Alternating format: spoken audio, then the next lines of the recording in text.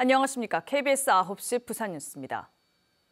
국가수사본부가 승진 청탁을 대가로 수천만 원의 뇌물을 주고받은 혐의로 현직 경찰 간부 등에 대한 강제 수사에 착수했습니다. 국수본은 어제 부산경찰청과 일선경찰서 두 곳을 압수수색한 데 이어 조만간 피의자들을 소환할 계획입니다. 최위지 기자가 취재했습니다.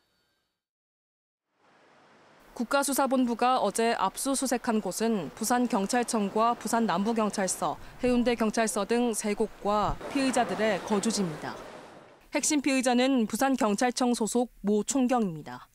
해당 총경은 일선 경찰서장 재직 중이던 지난 2019년부터 2021년 사이 부하 직원들로부터 수천만 원을 받은 것으로 국수본은 의심하고 있습니다. 경찰서 팀장급 계급인 경감 승진을 대가로 경찰관 2명으로부터 2천만 원과 3천만 원씩 모두 5천만 원을 받은 혐의를 받습니다. 일선 경찰서장은 지역 경찰청장에게 승진 대상자를 추천할 수 있는 권한을 갖고 있습니다. 따라서 해당 총경이 부하 직원들을 높은 우선순위의 승진 대상자로 추천해주고 그 대가로 금품을 받았는지 여부가 핵심 수사 대상입니다. 국수본은 해당 총경과 돈을 건넨 경찰관 등 모두 3명을 피의자로 입건하고 휴대전화 등 압수한 증거물을 분석하고 있습니다. 경찰청은 앞서 지난해 해당 총경이 뇌물을 수수한 정황을 파악해 감찰에 착수했고 국가수사본부에 수사를 의뢰했습니다. 수사와 관련해 해당 총경은 드릴 말씀이 없고 죄송하다며 성실하게 조사받겠다고 밝혔습니다. 국가수사본부는 조만간 해당 총경과 돈을 건넨 경찰관 등을 소환 조사할 계획입니다. KBS 뉴스 최위지입니다. 거대 양당 기득권 정치 타파를 내세우는 제3지대 신당들의 연대 움직임이 분주합니다. 여야를 아우르는 이른바 빅텐트가 성사될지 관심이 쏠리는 가운데 부산 총선 지형에 어떤 영향을 미칠지 짚어봤습니다. 보도에 황영규 기자입니다.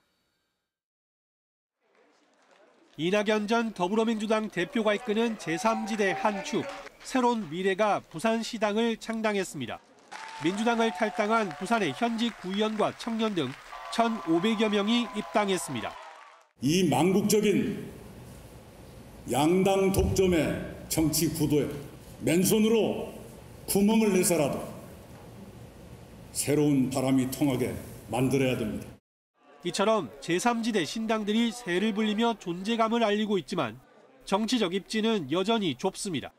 돌파구로 찾고 있는 건 대통합입니다.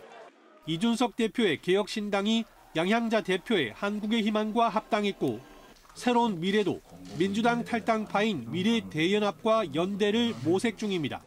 제3지대 세력이 연합해 이른바 빅텐트를 만들지 여부는 이번 총선에서 부산 지역 표심에 또 다른 변수가 될 것으로 보입니다. 여야를 아우르는 통합신당이 만들어질 경우 기득권 정치에 실망한 부산의 중도층 표심을 잡을 수 있습니다. 하지만 보수세가 강한 부산에서 존재감을 높이는 것이 쉽지 않을 거란 전망도 나옵니다. 통합 시점이나 방식을 놓고 제3지대 세력 간의 셈법이 다르고 보수와 진보에 뿌리를 둔 신당끼리 공통의 가치를 찾기도 쉽지 않습니다. 제3지대의 신당이 난립할 경우 양당 체제가 굳어진 부산의 선거 구도를 깨지는 못할 것이란 분석입니다. 통합신당이 아니고 거기서도 2개 이상의 정당이 만들어지면 완전히 파괴적인 흡입력을 가지기는 어렵다. 특히 제3지대의 합류에 유권자 표심 잡기를 주도할 인물이 부산에서 나올지도 관건입니다. KBS 뉴스 황현규입니다. 다음 달 열리는 부산 세계탁구 선수권 대회를 앞두고 부산시와 대회조직위원회, 부산관광공사, 소방, 경찰 등이 추진 상황 보고회를 열고 대회 준비 사항을 점검했습니다. 참석자들은 대회 기간 47개국 선수단 등 2천여 명을 포함해 하루 10,000명 이상의 관람객이 부산을 찾을 것으로 보고 교통과 수송 대책을 비롯해 안전, 숙박 문제 등을 논의했습니다. BNK 부산은행 2024 부산 세계탁구 선수권 대회는 다음 달 16일부터 25일까지 부산 해운대 백스코에서 열립니다. 정부의 잇따른 부동산 정책이 부산 시장에 미칠 영향과 실효성을 짚어보는 기획. 오늘은 그 마지막으로 도시재정비 촉진법과 세컨홈 정책의 영향을 알아보겠습니다. 강지아 기자입니다. 지난달 국회를 통과한 도시재정비 촉진법은 원도심과 서부산을 겨냥한 법입니다. 재정비 촉진지구의 최소 면적을 50만 제곱미터에서 10만 제곱미터로 완화했고 자력 개발이 어려울 때 LH 등 공공사업자가 참여할 수 있게 했습니다. 지구 지정이 되면 역세권 복합개발 등 사업 방식을 다양화한다든지 용적률을 상향시켜준다든지 도로나 공원 등을 만들 때 국비를 지원하게 하는 등의 내용을 담아. 또 부산의 원도심 관련 정책은 정부가 추진하는 세컨홈 정책입니다. 인구 감소 지역이 아닌 곳의 1주택자가 인구 감소 지역의 주택을 사면 재산세와 양도세, 종부세 산정해서 1주택자로 간주하겠다는 정책입니다. 그래서 인구 감소 지역이 활성화되려면은 결국 여기에 생활 인구가 유입이 돼야 됩니다. 그래서 그 유입을 촉진하기 위한 대책이고. 부산은 영도구와 동구, 서구가 인구 감소 지역으로 세컨홈 정책 대상인데 다른 시도처럼 주말 농장이나 바닷가, 휴양시설 등으로 쓰기 힘듭니다. 게다가 최근 빈집이 크게 느는 것도 문제입니다. 지금 정책으로는 사실은 그 인구 감소 지역에 주택 활성화하기는 힘들고요. 아예 그 주택을 취득했을 경우에 항구적으로 그 주택을 취득했을 때 팔아도 비과세 혜택을 받을 수 있는 이런 감면이 나와야 됩니다. 또 원도심의 지자체가 원도심 정비를 위해 제정된 법을 적극 이용하고 역사와 문화 콘텐츠 개발을 통해 경쟁력을 높이는 노력도 계속해야 한다는 지적입니다. KBS 뉴스 강지아입니다. 부산시는 지난 1일 기준으로 부산 지역 표준지 공시지가가 지난해보다 평균 0.53% 상승했다고 밝혔습니다. 지역별로 보면 재개발, 재건축 등 개발 호재가 많은 해운대구가 0.91%로 가장 많이 올랐고 남구 0.63%, 강서구 0.56% 등의 순이었습니다. 시내 표준지가가 제일 높은 토지는 부산 진구 부전동 서면 동부프라자로 제곱미터당 4,335만 원을 기록했습니다. 반면 중구는 부산에서 유일하게 지난해보다 0.02% 하락했습니다. 내일부터 중대재해처벌법 적용 대상이 5인 이상 50인 미만 사업장까지 확대됩니다. 울산에서는 법 적용 대상 사업장이 10배가량이 늘어날 것으로 보이는데요.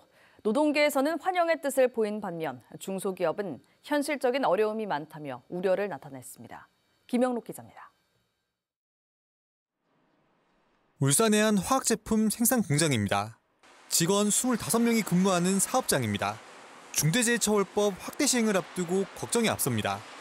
지금 당장에 어떻게 기업을 우리가 살려나갈 수 있느냐, 또 지속할 수 있느냐, 거기에 대해서 중점을 많이 두다 보니까 실질적으로 중대재해법에 대한 부분을 우리가 그렇게 또 경각심을 가지고 그렇게 하지도 못하는 그런 입장이 있습니다. 내일부터 중대재해처벌법 적용 대상이 50인 이상에서 5인 이상 50인 미만 사업장까지 늘어납니다. 업계에서는 인력 투입 등 소규모 사업장의 현실적인 어려움을 호소하며 법 적용 유예를 주장해왔지만 무산됐습니다. 울산에서는 1,340여 개의 사업장이 중대재해처벌법 적용 대상이었지만 이제 13,800여 곳이 더 늘어납니다. 관련 사업장 노동자 숫자도 23만 4천여 명에서 16만 8천여 명이 더 많아집니다.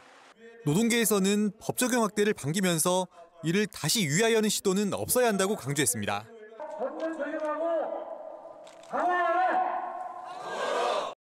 중대재해처벌법 적용은 그 어떤 몽둥과 정치적 거대가 용납될 수 없다. 노동자의 피가 묻은 표로 총선에 승리할 수 있다는 그 어떤 정치 세력의 망상도 적용유예 연장에 반대한 71%의 국민의 심판을 받을 것이다. 울산시는 중소기업 등을 상대로 안전교육 등을 지원하는 한편 정부의 추가 대응 등을 지켜본다는 계획입니다. KBS 뉴스 김영록입니다. 부산시가 설 명절을 앞두고 코로나19 백신 접종 집중 기간을 운영합니다.